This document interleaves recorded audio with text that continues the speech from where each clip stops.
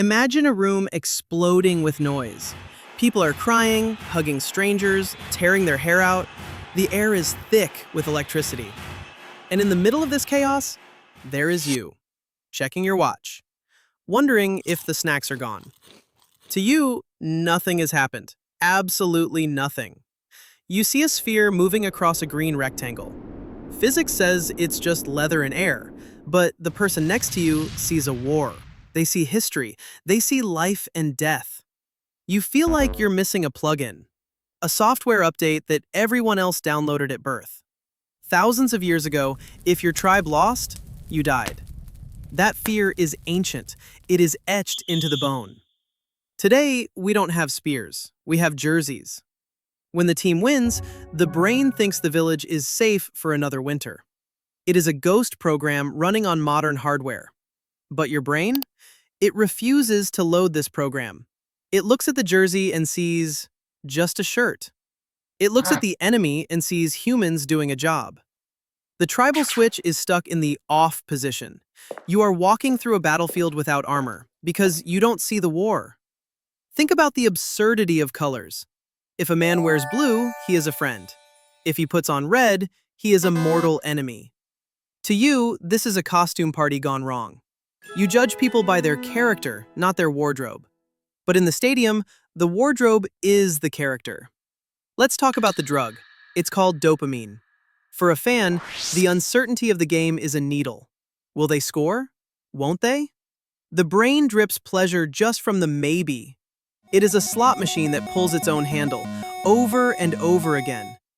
Your brain treats this uncertainty differently. It filters it out as noise, static.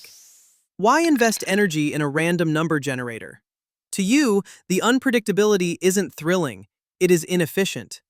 You prefer narratives that make sense. A story with an author, not a dice roll.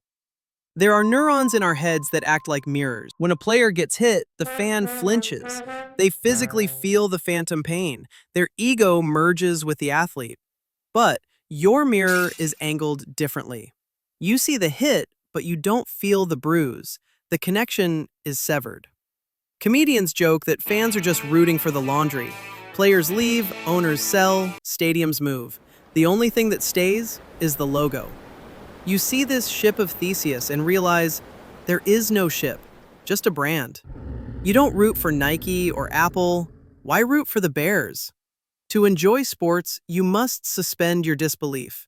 You must pretend the billionaire owner cares about the city. You must pretend the millionaire player loves you back. Your brain is too cynical for this magic trick. You see the strings on the puppet. You see the price tag on the jersey. Watch a game closely. It is 10 minutes of action and 3 hours of commercials. To the fan, this is suspense. To you, it is a marketing algorithm interrupted by occasional running. You value your time too much to sell it to beer companies in exchange for artificial tension. Fans memorize stats, batting averages, yardage, possession rates. It feels like science. It feels like control. But to you, it looks like accounting without a paycheck. Memorizing numbers that have zero impact on your actual reality. It is work disguised as leisure. Listen to the language. We won! We crushed them! A complete stranger throws a ball and the fan takes the credit. It is a psychological magic trick. Borrowed glory. A way to feel successful without leaving the couch. You don't borrow glory. This might sound arrogant, but it is actually just lonely. Your sense of self is a heavy anchor. It doesn't drift when a team loses, but it also doesn't fly when they win. You are trapped in your own actual achievements, for better or worse. Society punishes this. Try sitting in a sports bar and looking at your phone during a touchdown. You feel the glare. You have violated a sacred ritual. You are the heretic in the Church of the Holy Ball. They don't just think you're boring, they think you are suspicious. So many of you learn to fake it. The sports nod, the generic cheer.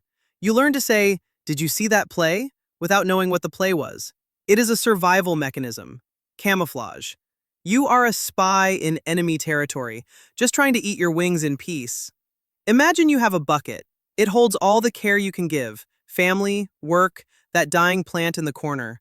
For some, half that bucket is poured into the stadium. For you, the bucket is still full. You have to pour it somewhere else. Or it gets heavy. So where does it go? Maybe you obsess over fictional characters, or politics, or the perfect espresso extraction, or coding. The brain demands a challenge. If it rejects the physical drama of sports, it seeks the intellectual drama of systems.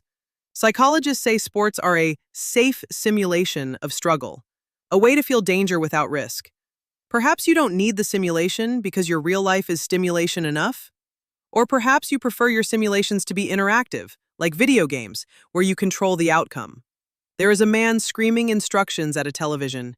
He believes, somewhere deep down, that his passion influences the outcome. It is a beautiful, absurd lie. You see the screen for what it is, a recording of the past, light pixels changing color, unresponsive, cold. This clarity comes with a social tax, the Super Bowl party. You are the anthropologist visiting a strange culture. You eat the wings, you nod, but you are invisible. You speak a language they forgot, the language of indifference. And then there is dating. If you marry a fanatic, you become a sports widow. You lose your partner to the screen every Sunday, every season. You learn to schedule your life around the fixture list. To them, it is passion. To you, it is a custody arrangement with a television network. They call it boring. They think you lack passion. But look closer. A calm surface does not mean an empty ocean. The energy they explode outward, you implode inward. It builds structures, it spins gears. It is just quiet. Fans love sports because it is unscripted. Anything can happen. You dislike it for the exact same reason. You want the plot to mean something. You want the hero to change, not just the score. Randomness is not a story to you. It is just chaos. The worst part for you? It never ends. A movie ends. A book ends. But sports is a circle. Season follows season. The same teams, the same goals, forever. To the fan, this is comfort. To you, it is a purgatory of repetition. Sisyphus pushing a ball up a hill, only to watch it roll down next season. Why suffer for a city you don't live in? Why cheer for a player who will be traded next year? To you, these loyalties are rental agreements. You prefer to own your battles, even if your battle is just fixing the sink or learning to paint. Think of the calories burned by a fan in overtime, the stress hormones, the heart rate. You are the electric car gliding past the gas station. You arrive at Monday morning with a full battery. Is it a bug? Or is it an efficiency hack? There is a secret joy you know, the joy of the empty city during the big game. While they are glued to screens, the parks are empty, the shops are quiet. The world belongs to you for 3 hours. It is the introvert's holiday. A gift from the sporting gods you don't believe in. Maybe evolution needed both types. The ones who scream and bond, ready to defend the cave. And the ones who sit quietly by the fire, watching the shadows, inventing the wheel while everyone else is distracted by the wrestling match.